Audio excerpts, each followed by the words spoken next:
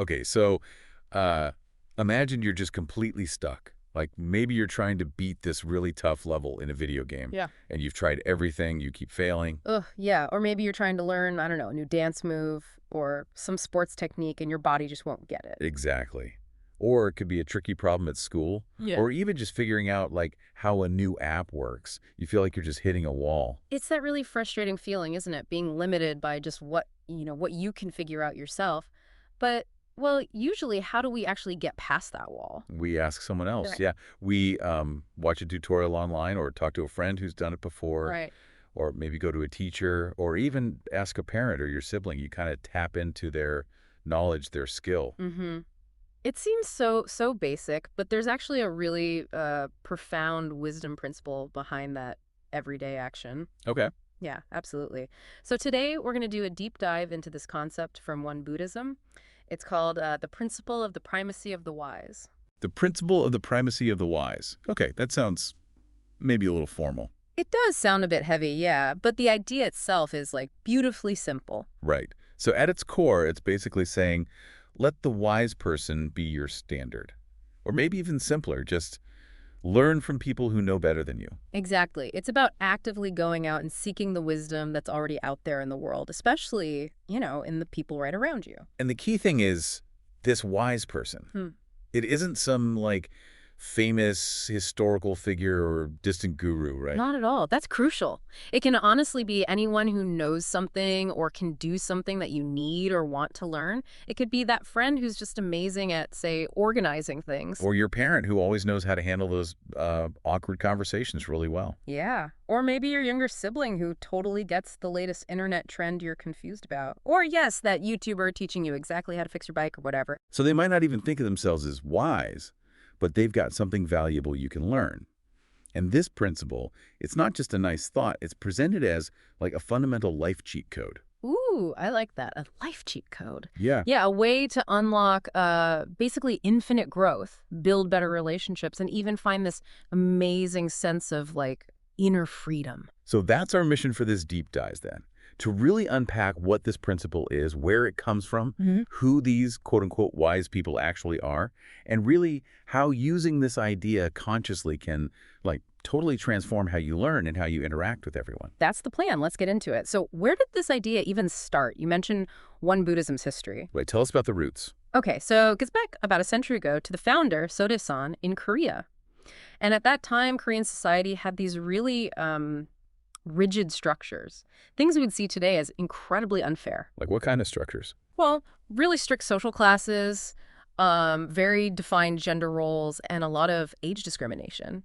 Basically, these things dictated who could learn what, who got certain jobs, whose opinion even mattered. Wow. So just invisible walls everywhere, Yeah. stopping people from getting knowledge or opportunities just because of like who their family was or their gender or age. Exactly that. Your potential was just capped by these arbitrary labels, and this created sort of a collective stagnation.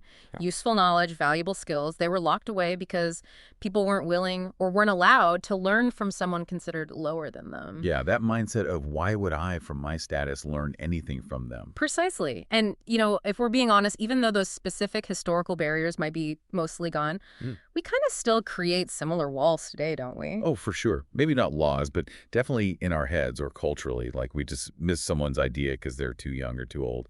Or we judge them based on their hobbies. They like that. What could they teach me? Or we even limit ourselves thinking, oh, I'm just not a math person, instead of asking the friend who actually is good at it. That is exactly the modern version of the problem this principle tackles. Those internal judgments, those social labels we still use, they become barriers to our own growth.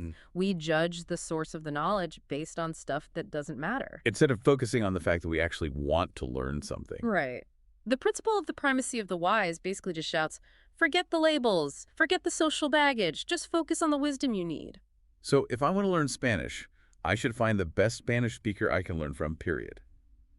Not worry if they're older, younger, like the same music.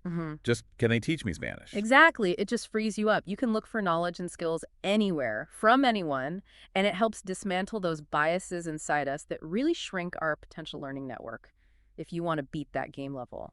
Find the person who aced it, yeah, and learn from them. Whoever they are. Okay, that makes sense.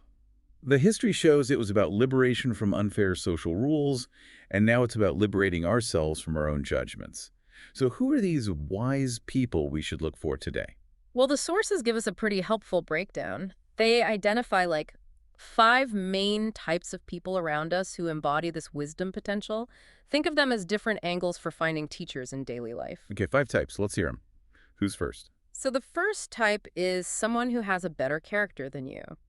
Now, this isn't about judging in a moral sense. It's more about noticing someone who consistently handles situations with qualities you admire. Maybe they're incredibly patient, Uh-huh. or they have real integrity, or they're just genuinely kind, or maybe super resilient when things get tough. Oh, yeah, like that friend who seems to never get rattled. Mhm. Or someone you know who always keeps their promises, even when it's difficult.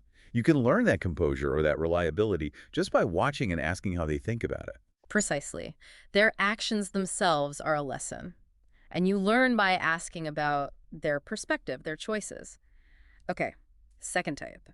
Someone with better leadership skills. Leadership, okay. This is someone who knows how to inspire people or organize a group or just guide others effectively towards a shared goal. Right, that could be like your team captain or the president of a school club, or honestly, even just that person in a group project who somehow manages to get everyone working together smoothly. Exactly.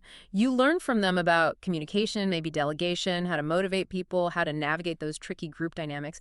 They have a skill in bringing people together that you can actually study. Makes sense. What's number 3? Third category is someone with more life skills or just general wisdom they've picked up through experience. Ah, okay, this feels really practical.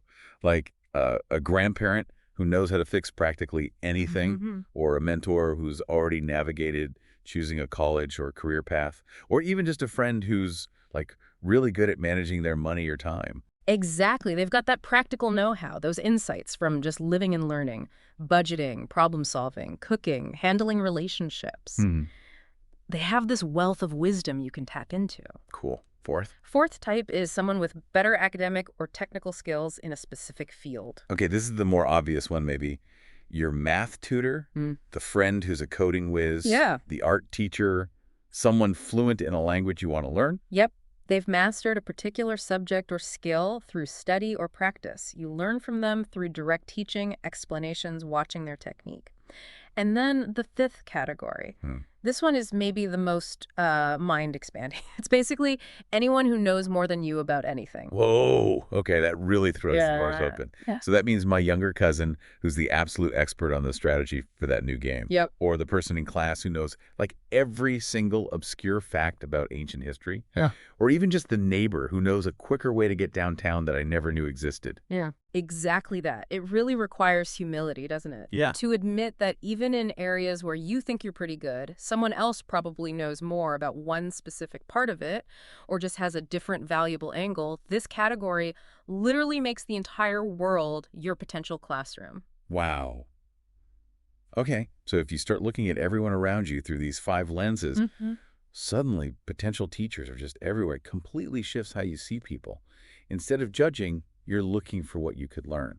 Which leads us right into the payoff. Why bother? Why is actively doing this so, well, transformative?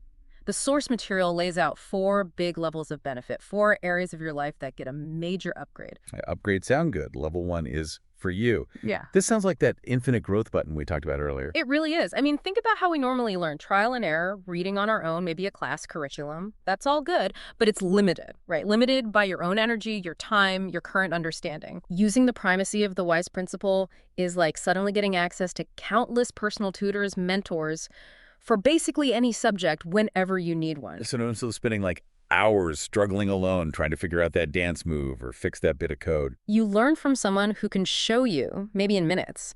They essentially transfer their hard-won knowledge, their experience, directly to you. Okay. What might take you months or years of solo grinding, you can grasp way faster by just leveraging their mastery. It shortcuts the learning curve. Your ability to pick up new skills, new knowledge, it becomes almost limitless. You're not stuck with just your own slow progress. You're building on everyone else's. That feels like a huge advantage, especially today when things change so fast and you always need to be learning. Okay, level 2. For your relationships, how does learning from others make you a FOSU social superstar? Well, remember we talked about those judgments, those walls we put up? Often when we meet someone new, our first instinct is kind of compare or categorize them based on how they're different. Oh, they dress weird, they talk differently, they like stuff I don't get. It can create distance, right? Or even little bits of friction sometimes. Our default seems to be finding reasons why people aren't like us, or maybe why we're better or worse somehow. Exactly. But when you consciously decide to apply this principle, your focus just flips. Instead of scanning for differences to judge, you start looking for knowledge or skills you can admire and learn from. Hmm. Like, wow, they're really articulate, or I love how calm they stay under pressure, or, they know so much about sustainable gardening, I'm curious about that. So it shifts from they're different from me to what cool thing can I learn from them? Yes, and that shift from judgment to like genuine curiosity and respect, Hmm. it fundamentally changes how you interact. You approach people with more openness, real interest in what they know, what they offer, and honestly, that's incredibly attractive in any relationship. Yeah, people like feeling valued, feeling seen for what they know or can do. It builds connection, not walls. That makes total sense. Okay. Level 3. For our world, you mentioned building a dream team. How does that work? Okay, think about any group that really performs well together. A sports team, a band, maybe a study group, a work team. Right. They succeed because everyone brings something different, right? Different skills, different perspectives. And crucially, they actually value and learn from each other's strengths. The star scorer still needs the goalie. The lead guitarist needs the bassist keeping rhythm. The coder needs the graphic designer. And if the lead guitarist thinks they know everything about rhythm and won't listen to the bassist, the music probably suffers. Exactly. So applying this principle on a larger societal scale means recognizing that everyone, no matter their background, their job title, their perceived status, everyone has unique experiences and knowledge that can help the whole group. It's about knocking down those societal barriers, like the historical ones we discussed, that stop us from using everyone's full potential. So it's like a recipe for a society that's more effective, more innovative, and just fairer. Because wisdom can flow freely, and everyone gets to be both a teacher and a learner. The community gets stronger when, say, the elder's life experience is valued just as much as the young person's tech skills. Absolutely. It fosters this dynamic where collaboration and lifting each other up becomes the norm instead of just competition or shutting people out. And that brings us to the final level up, which might be the deepest one personally. Level 4, for your soul, escaping the prison of I. Okay, the prison of I, that still sounds pretty dramatic. What exactly is that? Well, in a lot of wisdom traditions, there's this understanding that a huge chunk of our stress, our suffering, comes from our ego, our sense of self, this identity we build up. In Buddhism, it's sometimes called asang. Ah, song. Okay. It's that part of you that needs to be right all the time. The part that worries constantly about how others see you, that feels threatened if you don't know something or if someone else knows more than you do. Oh, yeah, I definitely know that feeling. That little voice inside that insists, you should already know this. Or makes you feel dumb if you have to ask for help. Or makes you replay a conversation wondering if you sounded smart enough. Yes. That's the ego desperately clinging to this image of being competent, knowledgeable, maybe even superior. It builds these mental walls, this prison where you're constantly defending the self you've constructed, constantly trying to prove your worth. Needing to know everything yourself is, frankly, exhausting. It's a heavy burden.